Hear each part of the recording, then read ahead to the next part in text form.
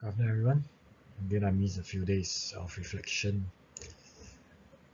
Sometimes I feel lost, but today's reading spoke to me. Today's reading really allows me to search deeper in my heart, as I also started my journey in self-recovery, doing the EMDR, to really discover and give time to myself and to pamper myself. And I realized that this time with the Lord,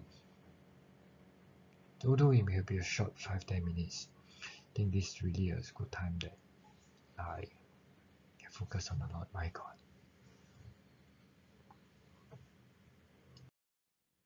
Today's first reading is taken from Genesis, chapter 37, verse 3, 4, 12 to 13, 17 to 28. Responsorial Psalm 104, verse 16 to 21, and the Gospel taken from book of Matthew, chapter 21, verse 33 to 43, and 45 and 46. Let's spend some time to really let the words sink to our hearts. It may not be the whole passage, maybe just some words that struck us and let us dwell deeper and deeper into our own reflection. So what struck me? I think tough words and hurtful words are sometimes very hard to take. It may be pride or unawareness of the problem that I reject. For me personally, I reject, or even we reject sometimes, all these words, and we tend to let the words that are easier to take to strike us and not the hurtful ones. Like how Jesus is trying to tell people in parables, but when people do not understand, he has to explain in a very tough way, and people get hurt in that process, and people want to reject him.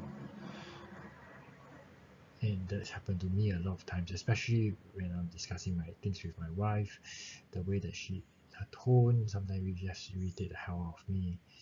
The way that she faces certain issues that she has with me sometimes hurt me very deeply, and I think that trigger a lot of unhappiness, and that also trigger a lot of downfalls of our marriage in a way that her comments, her critics really create a lot of tension within us.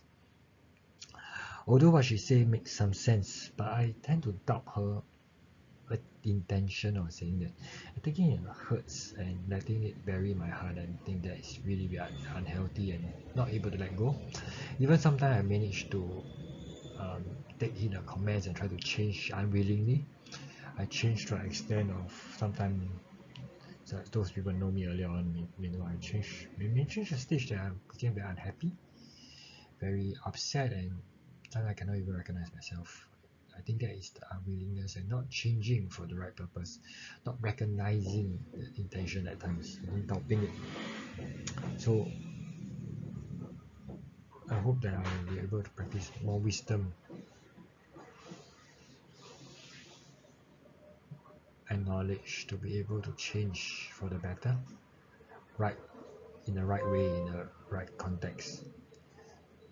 And I think the key for me now is really on the boundaries and recognizing who I am, who I really is, and to accept who I am, and knowing and recognize the areas to improve that is good for myself or good for the whole family, but not to satisfy a certain need for a particular desire, not for people's selfish reason or not my own selfish reason, but it's for the sake of better. Okay, I think all changes have to meet a better need and not to feed a desire. I think I need a lot of wisdom to be able to recognize that, be it treating my wife or even my daughter, changing it, not to cause them more harm in the future. I don't know, it may be harmful now, it's same. My words can be hurtful for them, can be hard for them, but it's all for the better. I think Jesus' words to us, or to me now, is recognizing and practice wisdom in what I hear and what I do. In all this I pray. Amen.